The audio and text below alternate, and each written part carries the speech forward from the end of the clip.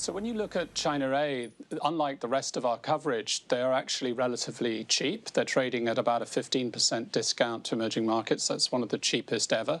And they can benefit from the easing of domestic liquidity conditions in China and also what we're actually seeing in terms of the first in, first out COVID dynamics.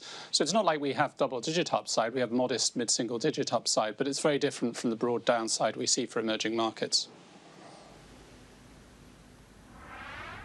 Okay, and just to help us understand on a relative basis, that you're saying the developing markets or developed markets will continue to lead the way. But is that so given these renewed concerns about cases in the US and even parts of Europe?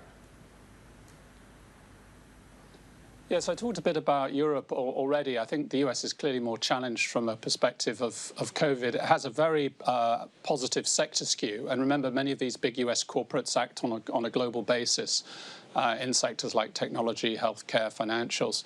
So, one has to think about that in relation to S&P earnings.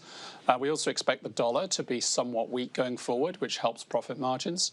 So when we look out to 2022, we're about 5% below consensus for S&P earnings. We're almost 15% below consensus for broad emerging markets.